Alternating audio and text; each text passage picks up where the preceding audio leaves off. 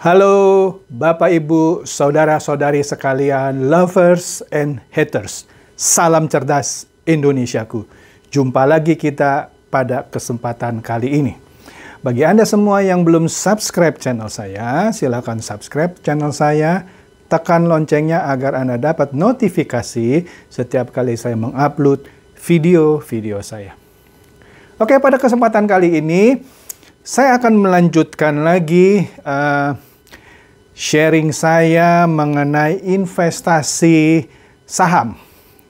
Yang sebelumnya kan saya sudah jelaskan ada 3 tipe orang kan. Yang pertama adalah investor saham, yang tak lain dari adalah orang-orang yang menabung saham. Yang kedua, trader saham yang kerjaannya adalah memperjualbelikan saham. Yang ketiga adalah gambler, adalah penjudi di pasar saham. Pada kesempatan kali ini, saya akan membahas yang tipe pertama, yaitu investor saham, lebih detail lagi, sehingga Anda semua, baik Anda yang cuma karyawan, pengusaha, atau wiraswasta, atau apapun pekerjaan Anda bisa kok sebenarnya melakukan investasi saham atau menabung saham, menjadi seorang investor saham. Nah, ingat kata kuncinya di sini, investor. Kalau namanya investor, pasti jangka panjang, ya kan? Sudah saya jelaskan di video saya yang sebelumnya. Oke, kita mulai saja. Bagaimana seorang bisa menjadi investor saham dengan cara menabung saham secara konsisten untuk jangka waktu lama, untuk sebuah hasil di masa tuanya. Oke, setidaknya ada 5 langkah yang harus diperhatikan oleh para investor atau penabung saham. Pertama itu Anda harus tentukan nominal dari dana Anda yang Anda akan keluarkan setiap bulannya.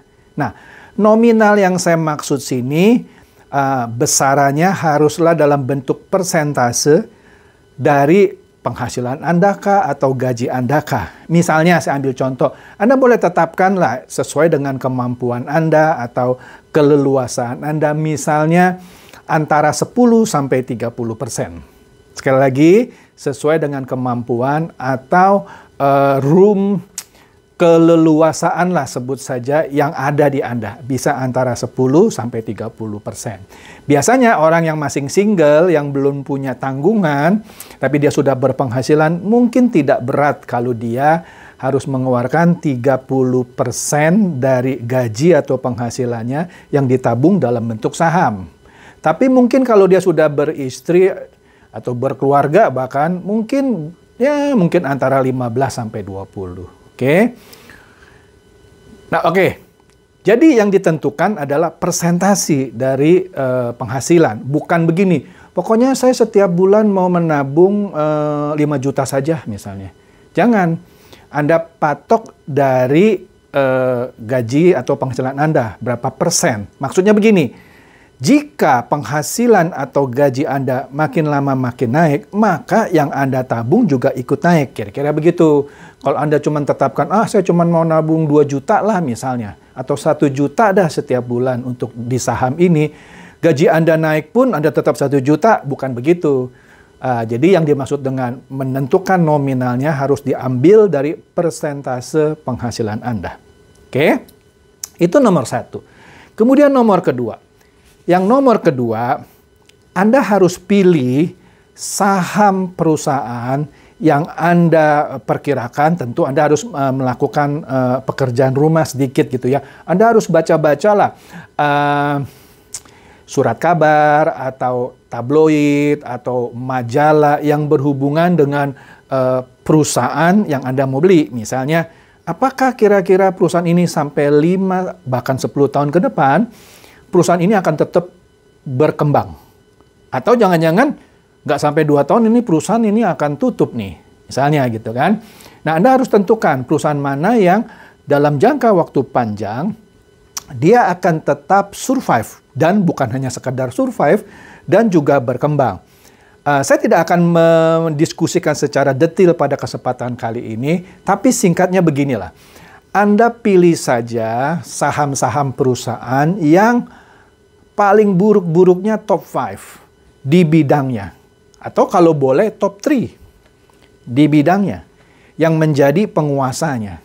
Yang selalu dia rutin memberikan dividen setiap tahunnya. Kecuali misalnya di zaman pandemi ini, ya pastinya sih ya kebanyakan perusahaan tidak akan membayarkan dividen. Tapi di luar masa sulit ini, mereka rata-rata setiap tahun memberikan dividen. Inilah calon saham yang harus Anda perhatikan. Bagi Anda yang belum mengerti dividen, dividen adalah bagi hasil keuntungan yang diberikan kepada para pemegang saham setiap tahunnya setelah RUPS, Rapat Umum Pemegang Saham. Oke. Nah, jadi tadi Anda lihat perusahaannya yang top 3 atau top 5 paling buruk, yang bagus di bidangnya, yang antara 5 sampai 10 tahun ke depan Anda perhatikan sesuai dengan sejarahnya, dia akan tetap survive dan berkembang. Oke. Ketiga, Anda harus tentukan waktu pembelian saham yang konsisten. Maksudnya apa? Begini, biasanya kalau Anda karyawan, paling gampang itu. Karyawan tuh paling gampang. Tentukan saja setelah Anda gajian, Anda beli. Pokoknya setiap kali Anda gajian, Anda beli. Jangan begini, Anda baru beli nih, mengalokasikan 30%, masih ada dong uang Anda. Padahal uang itu untuk kebutuhan Anda sehari-hari. Kemudian, beberapa hari kemudian, saham yang Anda beli itu turun. Nah, kalau orang yang mentalnya trader, tentu kan dia terpacu untuk beli dong karena harganya lagi turun gitu ya. Nah, hati-hati di sini, Anda bukan trader, Anda adalah investor atau penabung saham. Jadi jangan sampai tergoda, wah ini harga turun nih, masih ada uang nih, beli lagi misalnya. Anda jangan masuk ke titik situ. Anda konsisten aja pakai kacamata kuda gitu ya. Ya, mungkin kalau saya terangkan gini ada yang setuju, ada yang tidak setuju, nggak masalah. Tetapi ini konsep yang menghasilkan. Anda pakai kacamata kuda aja, pokoknya setiap kali Anda gajian, tergantung perusahaan Anda. Misalnya sebut saja per tanggal 28, Anda gajian. Begitu Anda gajian, Anda alokasikan, tadi Anda sudah tetapkan misalnya 20% lah. 20%-nya langsung Anda belikan saham. Oke? Nggak usah lihat lagi, waduh, kalau aku beli sekarang nih lagi tinggi nih. Udah nggak usah pusing-pusing. Sebabnya kalau Anda pikir begitu, belum tentu besok dia turun. Sudahlah, nggak usah pusing-pusing apakah dia lagi naik atau lagi turun, ya kan? Tidak perlu pakai feeling sama sekali. Serius, tidak perlu pakai feeling. Apakah nih saham akan naik lagi, apakah dia akan turun. Nggak usah pusing, Anda bukan trader, Anda penabung saham. Oke? Tentukan saja tanggalnya dan lakukan investasi itu. Ya, kuncinya konsisten. Pada tanggal yang sama. Oke? Jangan terdistraksi gitu ya atas pergerakan tren harga yang ada di pasar. Oke, nggak usah pusing lah. Apakah dia lagi turun atau lagi naik? Apakah kira-kira besok kecenderungannya naik lagi atau turun lagi? Nggak usah dipusingkan. Anda bukan trader, Anda penabung saham. Oke? Kemudian yang berikutnya adalah Anda pilih saham maksimum 2 atau 3 saja. Yang Anda pikir saham itu bagus. Tadi setelah Anda melakukan studi atau riset kecil-kecilan yang menentukan ini loh saham-saham dari perusahaan yang raja di pasarnya nih. Udahlah saya beli ini. Misalnya ini contoh lah ya. Anda boleh pakai cara ini atau pakai cara lain. Saya mau pilih satu yang raja di bidang perbankan. Satu raja di bidang industri makanan. Satu lagi raja di bidang konstruksi bangunan. Atau properti, atau apapun lah misalnya. Yang Anda pikir dalam 5-10 tahun ke depan dia masih survive dan berkembang. Sudah, tentukan itu 3. Jangan Anda itu berinvestasi atau menabung saham, tetapi Anda tidak fokus. Anda main tubruk saja semua saham.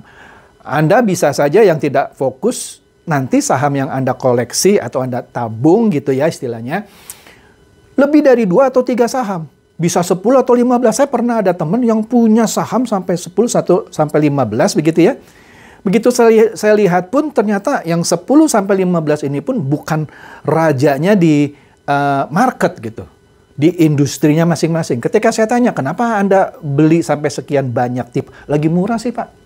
Ya saya beli, siapa tahu nanti dia naik. Nah ini artinya teman saya ini mental trader, bukan mental investor.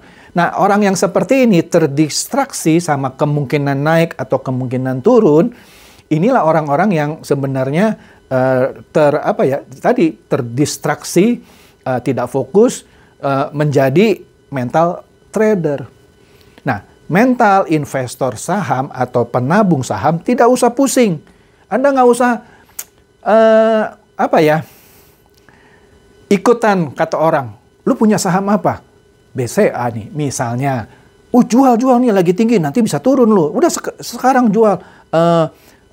Nanti turun rugi lu. Nah, udah nggak usah dipusingin orang-orang seperti itu. Itu mereka trader. Anda penabung saham. Nggak peduli mau naik, mau turun, Anda pegang saja. Oke? Nah, di sini saya kasih tahu, karena adalah penabung saham atau investor saham, salah satu keuntungan Anda kalau Anda terus nabung, makin lama kan saham Anda makin banyak kan?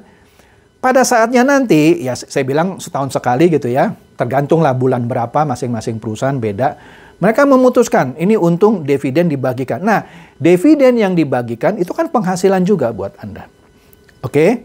Seperti istilahnya Anda punya deposito, Anda dapat bunganya gitu ya. Nah, ini sama. Saham Anda bisa dapatkan income-nya dari dividen yang dibagikan.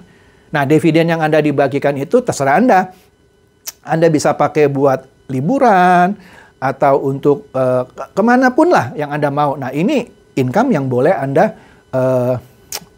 manfaatkan atau Anda nikmati. Sedangkan tabungan Anda itu tetap saja. Oke? Nah, kemudian yang terakhir. Yang terakhir sebenarnya tadi sudah saya singgung sedikit gitu ya. Supaya Anda jangan terjebak seperti para trader. Yang setiap hari, setiap menit, bahkan setiap detik pekerjaannya adalah memperhatikan naik turunnya saham di pasar saham. Wah, ini saham yang kita pegang nih lagi naik-naiknya nih. Udahlah kita jual. Siapa tahu besok turun nih. Ya betul sih trader kalau yang perhitungannya canggih gitu ya. Ketika dia putuskan untuk jual, benar besokannya turun. Kan kemarin jual untungnya besar kan? Besok ketika turun dia beli lagi. Mungkin bisa dapat saham lebih banyak kan? Karena kemarin kan jual harganya sedang tinggi. Masuk lagi beli saham dapatnya lebih banyak. Betul, itu kalau perhitungannya benar. Wah, lagi naik nih. Jual, siapa tahu besok turun gitu ya. Tapi bagaimana kalau perhitungannya salah?